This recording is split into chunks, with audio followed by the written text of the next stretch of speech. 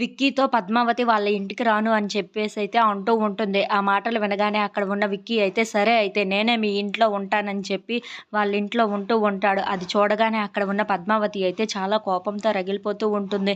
ఇంతలో అక్కడ ఉన్న పద్మావతి వాళ్ళ అమ్మ నాన్న అయితే అమ్మి అల్లుడు గారికి భోజనం పెట్టమ్మీ అని చెప్పేసి అయితే అంటూ ఉంటారు. ఆ మాటలు వినగానే అక్కడ ఉన్న పద్మావతి అయితే సరే అని చెప్పి అక్కడ ఉన్న రాగి సంకటిని పెడుతూ ఉంటుంది. అది చూడగానే అక్కడ ఉన్న విక్కీ అయితే ఒక్కసారిగా షాక్ అయిపోతూ ఉంటాడు.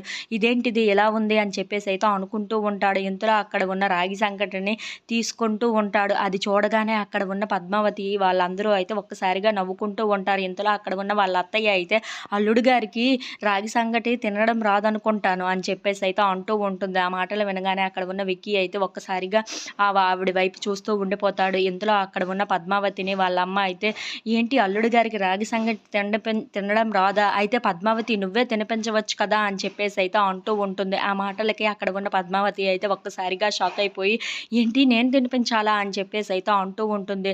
అవును నువ్వే తినిపించాలి, మరి ఇంకెవరు తినిపిస్తారు, నీ భర్తకు నువ్వు తినిపించలేవా అని చెప్పేసి అయితే అంటూ ఉంటారు. ఆ మాటలు వినగానే అక్కడ ఉన్న పద్మావతి అయితే వెళ్లకుండా ఇక్కడే ఉండిపోయారు, పైగా నా చేతులతో గోరుముద్దలు తినాలనిపిస్తుందా మీకు, సరే నా సంగతి ఏంటో నేను ఇప్పుడు చూపిస్తాను అని చెప్పేసి అయితే ఆ రాగి సంగటి ముద్ద పెద్దదిగా తీసి విక్కీ నోట్లో పెడుతూ ఉంటుంది. ఇంతలో అక్కడ ఉన్న విక్కీ అయితే మూతి కాలిపోతూ ఉంటుంది. సరే పద్మావతి పెట్టింది కదా అని చెప్పేసి అయితే తింటూ ఉంటారు. అది చూడగానే అక్కడ ఉన్న పద్మావతి అయితే ఏంటి ఇంత వేడిగా ఉన్నా సరే ఎలా తింటున్నారో ఏంటో అని చెప్పేసి అయితే ఒక్కసారిగా అనుకుంటూ ఉంటుంది. ఇంతలో అక్కడ ఉన్న పద్మావతి విక్కీని చూస్తూ ఉండిపోతుంది. If you like this video please like, share and subscribe.